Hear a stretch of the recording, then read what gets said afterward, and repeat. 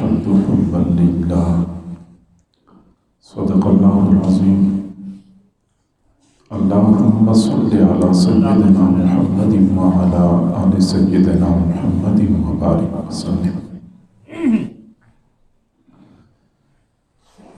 اللہ رب العزت نے اپنی کامل حکمت کے تحت انسان کو انتہائی قیمتی اعضاء عطا فرمائے ہیں، اور ان میں سے ہر عضو کی ذمہ ڈیوٹی لگائی ہے، اور وہ عضو اپنی استطاعت کے مطابق وہ ڈیوٹی اچھے طریقے سے سر انجام دے رہا ہے۔ اللہ تعالیٰ نے انسان کے سر میں آنکھیں فٹ کی ہیں، ان کا کام دیکھنا ہے، لہذا آنکھ دیکھتی ہے، کان فٹ کیے ہیں، کان کا کام سننا ہے، یہ اپنا کام کرتے ہیں۔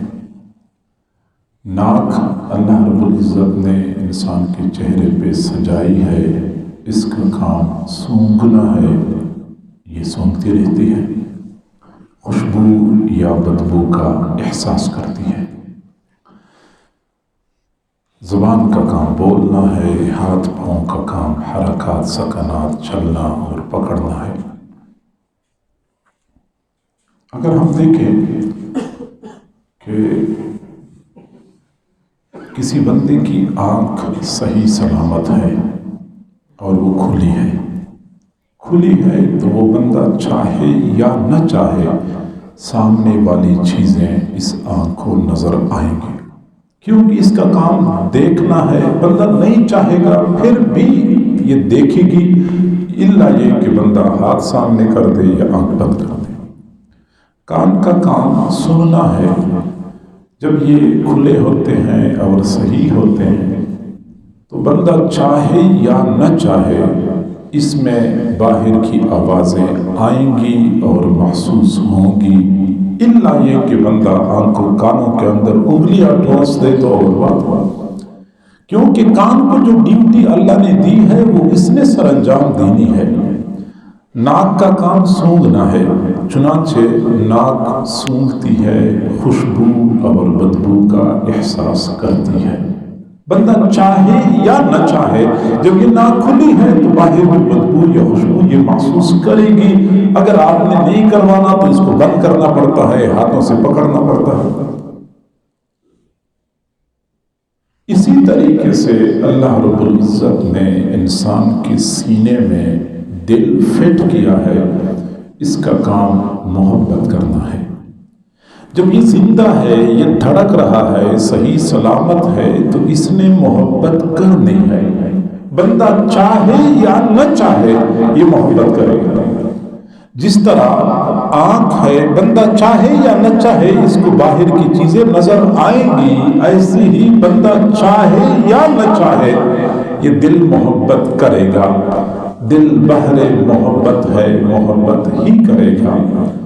دل بحر محبت ہے، محبت ہی کرے گا۔ تو لاکھ بچا اس کو، کسی پر تو مرے گا۔ دل نے ضرور بھی ضرور کسی پر مرنا ہوتا ہے، یہ اس کی ضرورت ہے، یہ اس کی مجبوری ہے۔ بندے کو پیاس لگتی ہے تو پیاس بجھانے کے لیے اس کو پانی چاہیے ہوتا ہے۔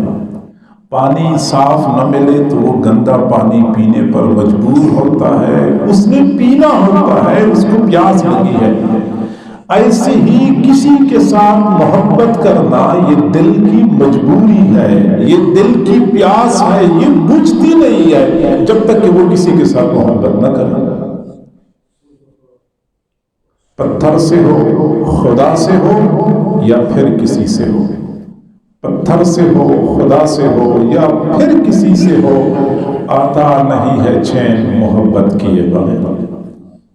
ضرور بھی ضرور دل نے محبت کرنی ہوتی ہے۔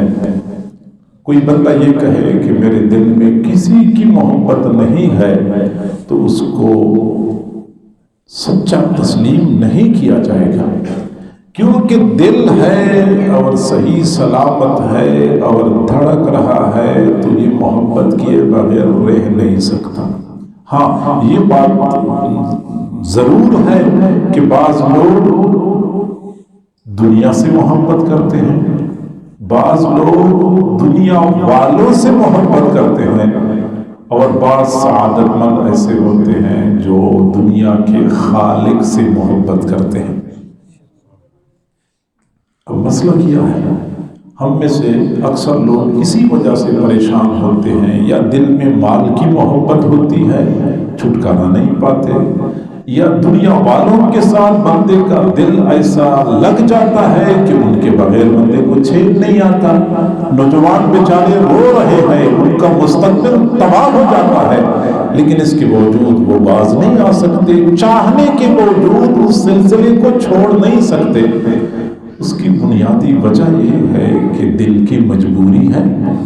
اگر دل کو اللہ تعالیٰ کی سچی محبت کی چاشنی دی جائے تو گندی محبتوں کی طرف التفات اور توجہ نہیں کرتا۔ اگر سچی اور صاف ستھری محبت اس کو نہیں ملے گی تو اس نے گندی محبت میں گرفتار ہونا ہوتا ہے۔ ایک بندے کو پیاس لگی ہوتی ہے، اس کو اگر صاف پانی نہیں ملے گا تو مجبور ہے وہ گندا جوہر کا پانی بھی پی لے گا، مجبور ہوگا۔ اسی طریقے سے جب کسی کے دل کو اللہ رب العزت کی صاف ستھری لازوال محبت نہیں ملے گی تو اس نے دنیا والوں کی گندی محبت میں مبتلا ہونا ہوتا ہے۔ سمجھداری اور دانائی کا تقاضا یہ ہے کہ دل کو اللہ رب العزت کی لازوال محبت سے آشنا کر دے۔ یہ سب سے آسان طریقہ ہے میرے بھائیوں۔ سب کو پتا ہے کہ دنیا میں بے حیائی اور فحاشی کا جو طوفان برپا ہے اور اس میں مزید شدت آ رہی ہے، تیزی آ رہی ہے، نوجوانوں کے لیے اپنے عفت اور پاک دامنی کی حفاظت تقریباً ناممکن ہو چکی ہے۔ کیا کریں؟ تو ان حالات میں تمام تر بے حیائیوں سے، برائیوں سے بچنے کا آسان طریقہ یہ ہے کہ دل کو اللہ کی پاکیزہ محبت سے سیراب کر دے، پیاس بجھ جائے گی، دنیا کی گندی محبتوں کی طرف دیکھے گا بھی نہیں۔ اور یہی وجہ ہے کہ جس یونیورسٹی کے ماحول میں، جس کالج کے ماحول میں نوجوان دنیا والوں کی محبت سے بچنے کو تقریباً ناممکن سمجھتے ہیں، اسی یونیورسٹی میں کتنے سارے ایسے سعادت مند نوجوان ہوتے ہیں جن کے پیچھے ایک نہیں، دو نہیں، کئی زلیخائیں پھر رہی ہوتی ہیں، لیکن وہ کسی کی طرف التفات بھی نہیں کرتے۔ حضرت یوسف علیہ السلام کی تو پیچھے تو ایک زلیخا تھی، اور آج کا نوجوان بیچارہ تو اس لیے پریشان ہے کہ خود بچنا بھی چاہتا ہے، وہ بچ نہیں پاتا کیونکہ لوگ اس کا پیچھا کر رہے ہوتے ہیں۔ ایک وقت تھا کہ نوجوان لڑکے لڑکیوں کا پیچھا کر رہے ہوتے تھے۔ اللہ تعالیٰ ہماری عزت ان کی حفاظت فرمائے۔ معاملہ بہت خراب ہو چکا ہے، نوجوان بیچارے بچنا چاہتے ہیں تو لڑکیاں ان کا پیچھا کر رہی ہوتی ہیں۔ صرف وہی بندہ بچ سکتا ہے جس کے دل میں اللہ رب العزت کی پاکیزہ محبت ہوگی۔ یہ سب سے آسان طریقہ ہے، لہذا نوجوانوں کو چاہیے کہ وہ خاص طور پہ اپنے دل کو اللہ کی محبت سے آشنا کر دیں۔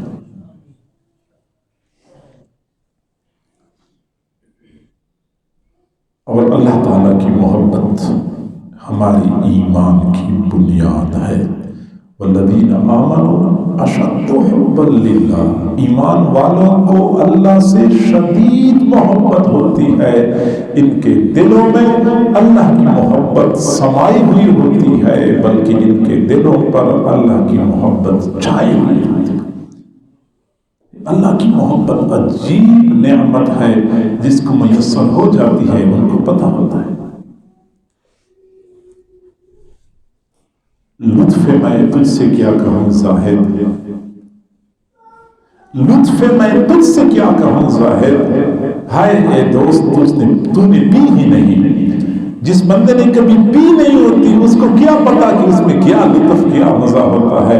ایسے ہی اللہ رب العزت کی محبت کی شراب کا ایک گھونٹ کسی کو نصیب ہو جائے, دنیا والوں کی گندی محبت میں بندہ مبتلا ہو جاتا ہے, ایسے سرشار ہوتا ہے, وہ دن اور رات کو مست اور مستغرق رہتا ہے. تو جو اللہ کی پاکیزہ محبت سے آشنا ہوتے ہیں ان کے دل کے سرور کا کیا عالم ہوگا, ہم اس کا اندازہ نہیں کر سکتے. ہم میں سے کئی سارے لوگ وہ بھی ہیں جن کو اپنے اوپر بڑا اعتماد ہوتا ہے کہ نہیں ہم بچ سکتے ہیں اور ہمارے لیے کوئی مشکل نہیں ہے, اور ہم کبھی بھی کسی دنیا والے کی محبت میں مبتلا نہیں ہوں گے. لیکن یہ ان کی خام خیالی ہے. دل جب مائل ہوتا ہے تو پھر بندے کے کنٹرول سے نکل جاتا ہے, پھر بندے کو اپنے دل پر قابو نہیں ہوتا, روتے رہتے ہیں لوگ, زندگیاں تباہ ہو جاتی ہیں, کاروباری لوگوں کا کاروبار برباد ہو جاتا ہے, اپنے گھر کا سارا نظام برباد ہو جاتا ہے, ہنستا بستا گھر اجڑ جاتا ہے, نوجوانوں کا مستقبل داؤ پہ لگ جاتا ہے. لیکن جب دل کسی کے اوپر ایک مرتبہ آ جاتا ہے تو پھر پیچھے ہٹتا نہیں. کوئی کتنی ہی نگرانی کرے اس شیشہ دل کی, کوئی کتنی ہی نگرانی کرے اس شیشہ دل کی, یہ دل شیشہ ہے پھر شیشہ شکستہ ہو ہی جاتا ہے. کوئی کتنا ہی ہو خوددار ہم نے بارہا دیکھا ہے, حضور حسن آ کر دست بستہ ہو ہی جاتا ہے. یہ دل لوگ تو سمجھتے ہیں کہ مجھے بڑا کنٹرول ہے اپنے دل پر. اللہ تعالیٰ بندے کی حفاظت فرمائے, جب اللہ دکھاتا ہے تو اپنا دل بندے سے کنٹرول سے نکل جاتا ہے. تو ان حالات میں اپنے دل کو اللہ تعالیٰ کی پاکیزہ محبت سے آشنا کرنا چاہیے. دنیا کے فانی ٹھپوں پر مرنے بٹنے کی بجائے اللہ تعالیٰ کے لازوال حسن کا شیدائی بننا چاہیے. کبھی آپ نے غور کیا ہے کہ ہر انسان حسن پرست کیوں ہے؟ کیوں ہم حسن کی طرف مائل ہو جاتے ہیں؟ خوبصورت پھول دیکھا تو اس کو دیکھتے رہ گئے, خوبصورت پرندہ نظر آیا تو اس کے تماشا میں محو ہو گئے, خوبصورت جانور دیکھا تو اس کے تماشے کے لیے کھڑے ہو گئے. آخر کیا وجہ ہے؟ ہر انسان فطری طور پہ حسن پرست ہے, وہ حسن کی طرف مائل کیوں ہوتا ہے؟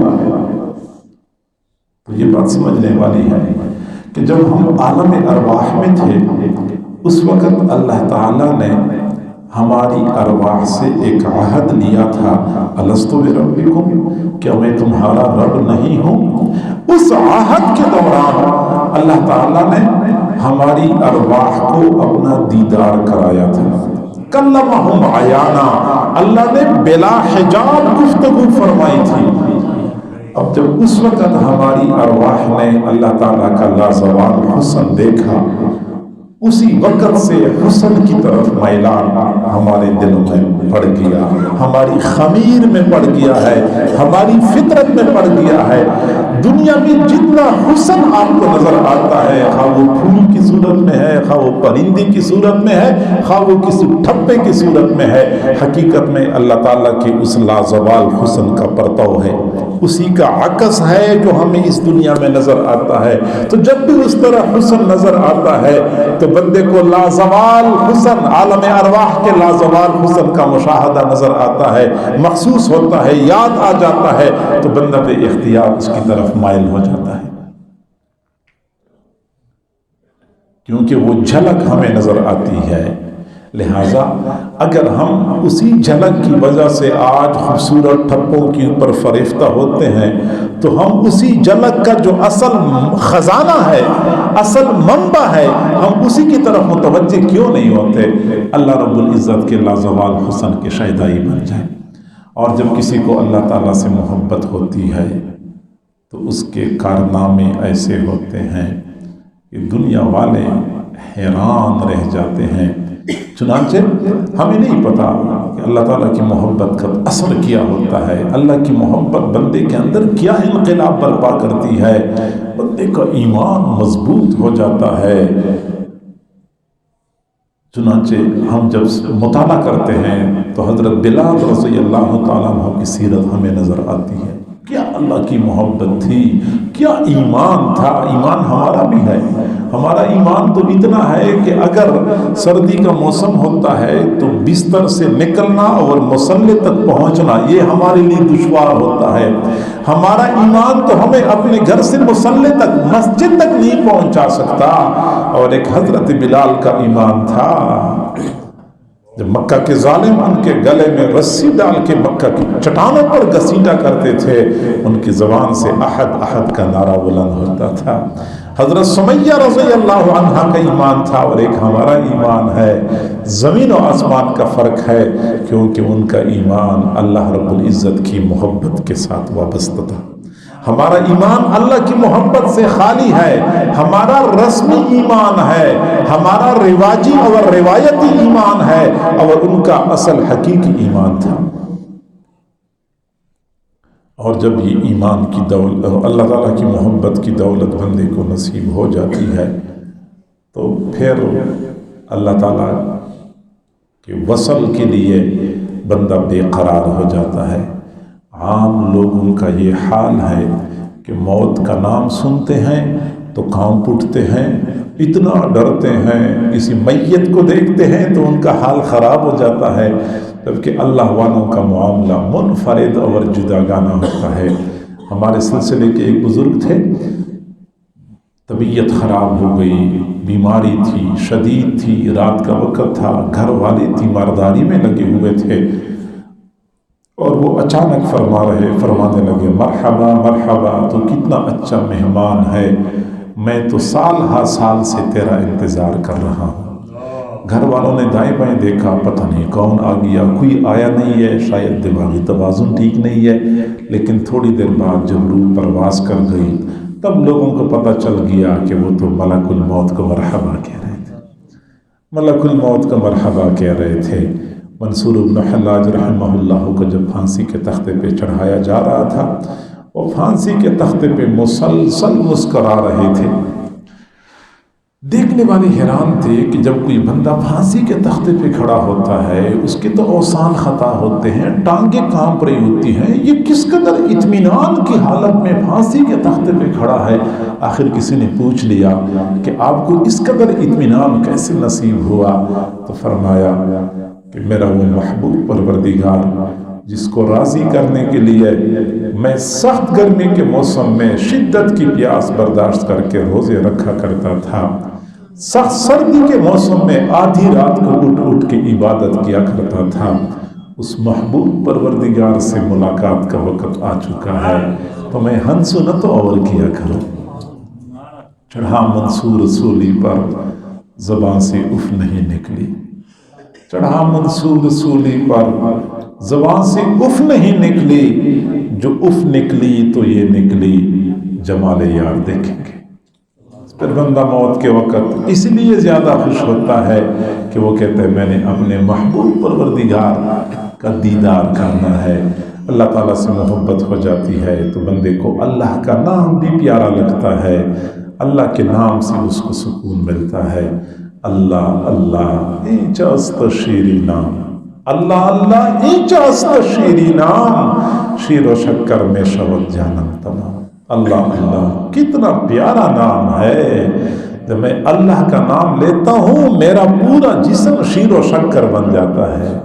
ماں کو اپنے بیٹے سے محبت ہوتی ہے، ہر جگہ پہ بیٹے کا تذکرہ کرتی ہے، ہر جگہ پہ اپنے بیٹے کا نام لیتی ہے، دل خوش ہوتا ہے۔ اللہ کے عشاق جب اللہ کا نام لیتے ہیں منہ میٹھا ہو جاتا ہے۔ حضرت شبلی رحمۃ اللہ علیہ پر ایک کیفیت ایسی طاری ہو گئی تھی، ایک وقت تھا، یہ کیفیت دائمی نہیں ہوتی، کبھی کبھار طاری ہو جاتی ہے۔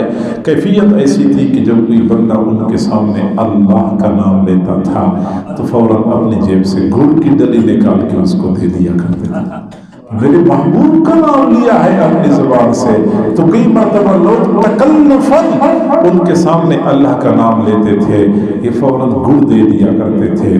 تو کسی نے ایک مرتبہ کہا کہ حضرت لوگ تو فقط آپ سے گڑ کھانے کے لیے اللہ کا نام لیتے ہیں، تو فرمایا جو بھی کرتے ہیں نام تو میرے اللہ کا لیتے ہیں، نام تو میرے محبوب کا لیتے ہیں، جو میرے محبوب کا نام لے تو اس کا منہ میں گڑ سے نہ بھرو تو اور کیا۔ حضرت ابراہیم علیہ السلام بکریاں چرا رہے تھے.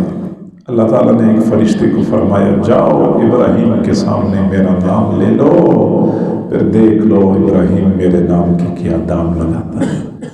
فرشتہ آیا انسانی شکل میں اور حضرت ابراہیم علیہ السلام کے سامنے کھڑا ہو گیا اور کہنے لگا سبحان ذی الملک والملکوت، سبحان ذی الملک والملکوت. حضرت ابراہیم علیہ السلام کا دل مچل گیا. فرمایا اللہ کے بندے ایک مرتبہ پھر میرے سامنے اللہ کا نام لے لو. فرشتے نے کہا کہ پہلے تو میں نے مفت میں لیا تھا، اب تو میں قیمت وصول کروں گا. کیا قیمت دو گے؟ حضرت ابراہیم علیہ السلام نے فرمایا کہ یہ بکریوں کا آدھا ریوڑ آپ کو دے دوں گا، ایک مرتبہ میرے سامنے اللہ کا نام لے لو. فرشتے نے پھر کہا سبحان ذی الملک والملکوت. حضرت ابراہیم علیہ السلام نے پھر فرمایا ایک مرتبہ پھر میرے سامنے اللہ کا نام لے لو. اچھا اب کیا دو گے؟ بکریاں آپ کو دے دوں گا. فرشتے نے پھر اللہ کا نام لیا اور جب تیسری مرتبہ حضرت ابراہیم علیہ السلام نے فرمایا اللہ کے بندے ایک مرتبہ پھر میرے سامنے اللہ کا نام لے لو. فرشتے نے کہا اب کیا دو گے؟ اب تو آپ کے پاس بکریاں بھی ختم ہو گئی ہیں. تو حضرت ابراہیم علیہ السلام نے فرمایا کہ بکریاں تو آپ کو مل گئیں لیکن آپ کو بکریوں کے لیے چراواہے کی ضرورت تو ہوگی. میں آپ کی بکریوں کا چرواہا بن جاؤں گا. آپ میرے سامنے اللہ کا نام لیتے رہیں، میں آپ کی بکریاں چراتا رہوں گا. اللہ کے نام سے بندے کو محبت ہو جاتی ہے، اللہ کے کلام سے بندے کو محبت ہو جاتی ہے. قرآن پاک کی تلاوت کرتے ہیں کبھی جی نہیں بھرتا، پڑھتے ہیں اور پڑھتے ہیں. حضور صلی اللہ علیہ وسلم رات کے آخری پہر مدینہ منورہ کے گلیوں میں جاتے تھے، دیکھتے تھے کس گھر سے قرآن کی تلاوت کی آواز آتی ہے. گھر گھر سے قرآن کی تلاوت کی آوازیں آ رہی ہوتی تھی. ایک مرتبہ آپ صلی اللہ علیہ وسلم حضرت ابو موسیٰ اشعری رضی اللہ عنہ کے گھر کے سامنے سے گزر رہے تھے. تو حضرت ابو موسیٰ اشعری رضی اللہ عنہ اپنے گھر کے صحن میں کھڑے تھے. گرمیوں کا موسم تھا، تہجد کے نماز میں قرآن کی تلاوت کر رہے تھے. چھوٹی چھوٹی دیواریں تھیں، چھوٹا سا مکان تھا. وہ قرآن کی تلاوت کی آواز بالکل صاف گلی میں آ رہی تھی. حضرت ابو موسیٰ اشعری رضی اللہ عنہ بہت خوبصورت انداز سے قرآن پاک کی تلاوت کیا کرتے تھے. اور جب حضور صلی اللہ علیہ وسلم نے وہ تلاوت سنی تو قدم رک گئے اور وہیں پہ کھڑے ہو گئے. قرآن کی تلاوت سننی شروع کر دی. رات کا آخری پہر تھا، ہر طرف خاموشی چھائی ہوئی تھی، نور اتر رہا تھا. حضرت ابو موسیٰ اشعری رضی اللہ تعالیٰ عنہ اپنے گھر کے صحن میں کھڑے ہو کے قرآن کی تلاوت کر رہے تھے. آپ صلی اللہ علیہ وسلم باہر گلی میں کھڑے ہو کے قرآن کی تلاوت سن رہے تھے. کافی دیر کے بعد جب حضرت ابو موسیٰ اشعری سمجھ گئے کہ اب وقت فجر کا وقت ہونے والا ہے، نماز مختصر کر لی. فجر کی نماز کے بعد آپ صلی اللہ علیہ وسلم نے فرمایا ابو موسیٰ آپ اپنے گھر میں کھڑے ہو کے قرآن کی تلاوت کر رہے تھے، میں باہر گلی میں کھڑا ہو کے آپ کی تلاوت سن رہا تھا. حضرت ابو موسیٰ اشعری کی آنکھوں میں آنسو آ گئے. عرض کیا اللہ کے نبی اگر مجھے پتا ہوتا کہ باہر گلی میں کھڑے ہو کے آپ میرا قرآن سن رہے ہیں لَحَبَّرْتُهُ لَكَ تَحْبِيرًا، میں آپ کے لیے اور زیادہ مزین کر کے قرآن کی تلاوت کروں گا. قرآن کی تلاوت سے بندے کا جی نہیں بھرتا کیونکہ یہ محبوب کا کلام ہے. چھوٹا بچہ ہوتا ہے، ابھی وہ بولنا سیکھتا ہے، وہ طوطنی زبان سے کوئی لفظ ادا کرتا ہے، ماں اس لفظ کو یاد کرتی ہے. گھر میں خاوند آیا، اس سے کہا کہ آج آپ کا بیٹا یوں بول رہا تھا. بڑا بیٹا گھر میں آیا تو اس سے کہا آج آپ کا بھائی یوں بول رہا تھا. پڑوسن گھر میں آئی تو اس سے کہنے لگی آج میرا بیٹا یہ لفظ یوں بول رہا تھا. وہ بچے کی توتلی زبان سے نکلا ہوا ایک لفظ ہوتا ہے، ماں نے یاد کیا ہوتا ہے، ہر کسی کو سنا رہی ہوتی ہے، کیونکہ ماں کو اپنے بیٹے سے محبت ہوتی ہے. ایسے ہی جس کے دل میں اللہ کی محبت سما جاتی ہے تو قرآن کی تلاوت کرتے ہوئے کبھی اس کا جی نہیں بھرتا. ماں ہر چه خواندائم فراموش کردائم، ماں ہر چه خواندائم فراموش کردائم الا حدیث یار کے تکرار میں کنیم. میں جو کچھ پڑھ چکا ہوں سب کچھ بھول چکا ہوں، صرف اپنے محبوب کی بات، محبوب کا کلام ہے جس کو میں بار بار دہرا رہا ہوں، بار بار دہرا رہا ہوں. یہ محبوب کا کلام ہوتا ہے، کبھی بندہ تھکتا نہیں ہے. اللہ کی محبت بندے کے دل میں آتی ہے، اس کا اگلا اثر یہ ہوتا ہے کہ اللہ کی طرف سے آنے والے حالات سے کبھی بندہ پریشان نہیں ہوتا.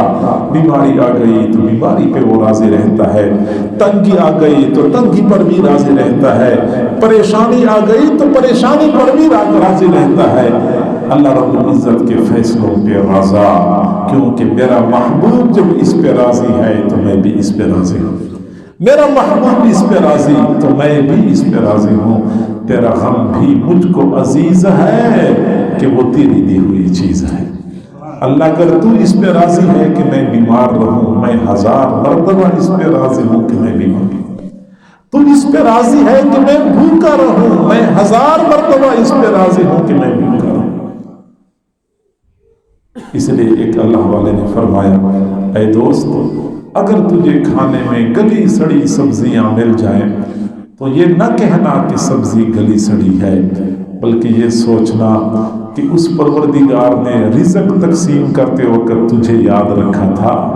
یہ تھوڑا اعزاز ہے، یہ کتنی عزت والی بات ہے کہ اللہ نے آپ کو یاد رکھا تھا.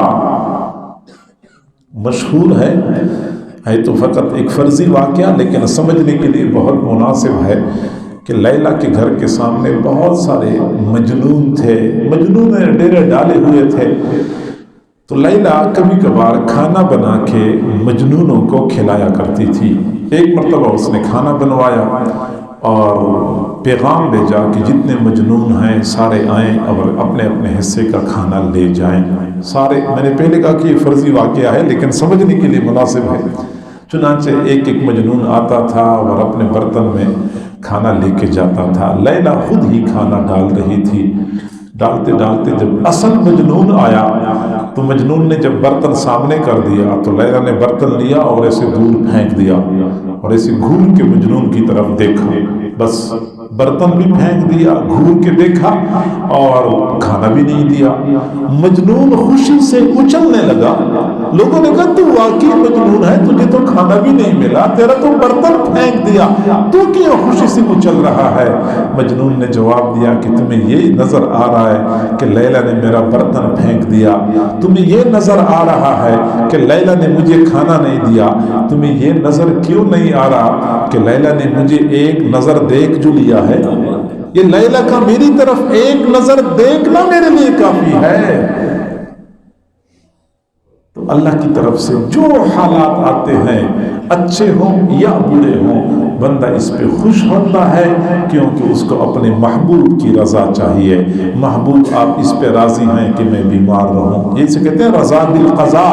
یہ رضا بالقضاء مشایخ صوفیاء کے ہاں بڑا اعلیٰ مقام اور مرتبہ سمجھا جاتا ہے. اور جب اللہ تعالیٰ کی محبت کسی کو نصیب ہو جاتی ہے تو اس کا پھر ایک اثر یہ بھی ہوتا ہے کہ بندہ دنیا سے بے نیاز ہو جاتا ہے، بلکہ میں یہ کہوں کہ بندہ عقبہ سے بھی بے نیاز ہو جاتا ہے. وہ جنت جہنم سے بے نیاز ہو جاتا ہے. اس کو جنت اور جہنم میں نہ دلچسپی رہتی ہے نہ کوئی خوشی ہوتی ہے. حضرت علامہ ابن الفارز رحمہ اللہ کی وفات کا وقت جب قریب آیا تو ان کے سامنے فرشتے آئے فرشتوں نے جنت میں ان کا ٹھکانہ متشکل کر دیا. جس طرح کے روایات میں آتا ہے کہ کئی لوگوں کی وفات کے وقت ان کو جنت کا ٹھکانہ دکھایا جاتا ہے تاکہ اس کو اطمینان ہو جائے، تسلی ہو جائے. جب ان کو جنت کا ٹھکانہ دکھایا گیا تو انہوں نے رخ دوسری طرف پھیر لیا، جنت کی طرف دیکھا بھی نہیں. اور پھر فرمایا ان کان منزلتی فی الحب عندکم ما قد رأیت فقد ضیعت ایامی. اگر مجھے میری محبت کا صلہ اور بدلہ اس جنت کی صورت میں دیا جا رہا ہے پھر تو میں نے اپنی زندگی ضائع کر دی. مجھے اگر تمام تر بندگی کا صلہ اور میری محبت کا صلہ جنت کی صورت میں دیا جا رہا ہے پھر تو میں نے اپنی زندگی ضائع کر دی. میں نے دنیا کے حور پریوں سے منہ موڑا اور جنت میں وہی حوریں مل جائیں. دنیا کے سونے چاندی کو میں نے ٹھوکر ماری اور جنت میں وہی سونا چاندی ملے. دنیا کے محلات کو میں نے ترک کر دیا اور جنت میں وہی محلات ملے تو پھر تو میں نے کوئی نفع کا سودا نہیں کیا. میں تو جنت کا مشتاق نہیں ہوں، میں تو جنت کے خالق کا مشتاق ہوں، جنت کے مالک کا مشتاق ہوں. ہاں اب یہاں سے ایک علمی بات سمجھ لے کہ جب صوفیاء اس مقام تک پہنچ جاتے ہیں کہ جنت کی پرواہ نہیں ہے اور جہنم کی پرواہ نہیں ہے تو حضور صلی اللہ علیہ وسلم تو باقاعدہ اللہ سے جنت مانگا کرتے تھے. اللہم انی اسألک الجنہ، اللہ میں جنت کا سوال کرتا ہوں، وَأَعُوذُ بِكَ مِنَ النَّارِ، اور جہنم سے پناہ مانگتا ہوں. تو یہ کون لوگ ہیں جن کو اللہ کی محبت میں وہ مرتبہ مل گیا جو رسول اللہ صلی اللہ علیہ وسلم کو بھی نہیں ملا تھا؟ اب یہ بات بندے کے ذہن میں آ سکتی ہے لیکن میں آپ کو بتاؤں کہ صوفیاء جو اللہ سے محبت کرنے والے ہوتے ہیں وہ بھی جنت مانگتے ہیں، جنت سے بے نیاز نہیں ہوتے، جنت مانگتے ہیں لیکن مانگنے کا انداز جدا ہوتا ہے.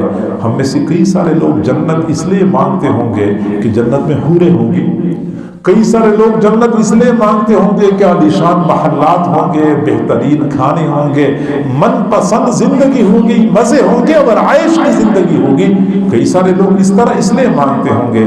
اللہ والے بھی اللہ سے جنت مانگتے ہیں لیکن حوروں کے لیے نہیں مانگتے، اچھے اچھے کھانوں کے لیے نہیں مانگتے، اس لیے مانگتے ہیں کہ جنت میں اللہ کی رضا ہمیں نصیب ہو جائے، جنت میں اللہ کا دیدار ہمیں نصیب ہو جائے گا. اس لیے پھر یہ لوگ اللہ سے جنت کی دعا مانگتے ہیں. لہٰذا ہمیں چاہیے کہ ہم اگر دنیا کی گندی محبتوں سے چھٹکارا پانا چاہتے ہیں یا نجات چاہتے ہیں تو اللہ تعالیٰ کی پاکیزہ محبتوں سے اپنے آپ کو آشنا کر دیں تو گندی محبت سے ہمیں چھٹکارا مل جائے گا. اور اس کا جیسے میں نے پہلے کہا کہ دل کو تو پیاس لگتی ہے، دل تو محبت کا پیاسا ہے، اس کو تو محبت کرنی ہے. اگر پاکیزہ محبت مل جائے تو فبہا، نہ ملے تو گندی محبتوں میں یہ پھنس جاتا ہے، مبتلا ہو جاتا ہے. جیسے بندے کو پیاس لگتی ہے، اس کو صاف پانی چاہیے ہوتا ہے، صاف پانی نہ ملے تو اس نے گندا پانی پینا ہوتا ہے، آخر اس نے تو پیاس بجھانی ہوتی ہے. ایسے ہی ہمارے دل کا حال ہے. لہٰذا آپ کے اگر کمرے میں اندھیرا ہو تو اندھیرے کو ڈنڈے کے ذریعے نہیں بھگایا جا سکتا، پتھر مار کے اندھیرے کو نہیں نکالا جا سکتا. لائٹ جلائیں، روشنی کریں، اندھیرا خود بخود ختم ہو جائے گا. دل میں اگر غیر اللہ کی محبت کی ظلمت موجود ہے، اس میں اللہ کی محبت کی روشنی کر دیں، غیر اللہ کی محبت خود بخود منتفی ہو جائے گی. پاکیزہ محبت آئے گی تو گندی محبت نکل جائے گی. یہ اللہ کی محبت ہم کس طرح حاصل کر سکتے ہیں؟ حضور صلی اللہ علیہ وسلم نے فرمایا اللہم انی اسألک حبک، اللہ میں تجھ سے تیری محبت کا سوال کرتا ہوں، وحب من یحبک، اور جو لوگ تجھ سے محبت کرتے ہیں میں ان کی محبت کا سوال کرتا ہوں. اللہ سے اللہ کی محبت مانگے اور جو لوگ اللہ سے محبت کرنے والے ہیں ان کی محبت مانگے. اگر اللہ والوں کی محبت مل گئی تو اللہ کی محبت بھی بندے کو نصیب ہو جاتی ہے. دنیا کا دستور یہی ہے کہ جب ایک دل میں محبت ہوتی ہے، اگلا بندہ اسی بندے کے ساتھ اٹھنا بیٹھنا شروع کر دے تو اس کے دل میں بھی خود بخود یہ محبت منتقل ہو جاتی ہے۔ جو آگ کی خاصیت وہ عشق کی خاصیت، جو آگ کی خاصیت وہ عشق کی خاصیت، ایک خانہ بخانہ ہے، ایک سینہ مسینہ۔ ایک گھر کو خدا نہ خواستہ آگ لگ جائے تو اگلے گھر کو خود بخود لگ جاتی ہے۔ اسی طریقے سے ایک دل میں اللہ کی محبت کی آگ لگی ہوتی ہے، اگلے دل میں یہ آگ خود بخود منتقل ہو جاتی ہے۔ اللہ والوں کا یہی مقصد زندگی ہوتا ہے، یہ کوئی کاروبار نہیں ہوتا، یہ کوئی دکانداری نہیں ہوتی، یہ کوئی اپنے ووٹروں کو بڑھانے کی کوشش نہیں ہوتی، یہ اللہ کے بندوں کو اللہ کی محبت سے آشنا کرنے کی کوشش ہوتی ہے، اللہ سے بچھڑے ہوئے کو اللہ سے جوڑنے کی کوشش ہوتی ہے۔ ہم اگر یہ چاہتے ہیں تو اللہ والوں کا دامن تھام لیں۔ جی ہاں، ایک زمانہ تھا جب لوگ اللہ کی محبت کے متلاشی ہوتے تھے تو اللہ والوں کے ساتھ تعلق جوڑتے تھے، اللہ والوں کی خانقاہوں میں جایا کرتے تھے۔ کوئی سال گزارتا تھا، کوئی 6 مہینے گزارتا تھا، کوئی 40 دن گزارتا تھا، اللہ کی محبت کی پڑیا لے کے واپس اپنے گھروں کو لوٹ جایا کرتے تھے۔ حضرت مولانا فضل الرحمان گنج مراد آبادی رحمت اللہ علیہ نے حضرت مولانا اشرف علی تھانوی رحمت اللہ علیہ کو فرمایا، اشرف علی کہیں اللہ کی محبت کی دکان دیکھی ہے؟ حضرت تھانوی رحمت اللہ علیہ نے فرمایا کہ جی ہاں، میں نے اللہ کی محبت کی 2 دکانیں دیکھی ہیں، ایک دہلی میں شاہ غلام علی دہلوی رحمت اللہ علیہ کی خانقاہ ہے، دوسری شاہ آفاق رحمت اللہ علیہ کی خانقاہ ہے۔ یہ 2 خانقاہیں اللہ کی محبت کی دکانیں ہیں۔ ہمیں چاہیے کہ اللہ کی محبت کو پانے کے لیے اللہ والوں کے ساتھ تعلق جوڑیں۔ عشق والے نہ دکان اپنی بڑا کر کے چلے، عشق والے نہ دکان اپنی بڑا کر کے چلے، طاہر و منصور مجھے دل کی دوا لینے دو۔ اللہ تعالی ہم سب کو سمجھنے اور عمل کرنے کی توفیق عطا فرمائے۔ وآخر دعوانا ان الحمدللہ رب العالمین۔ دعا کریں گے لیکن دعا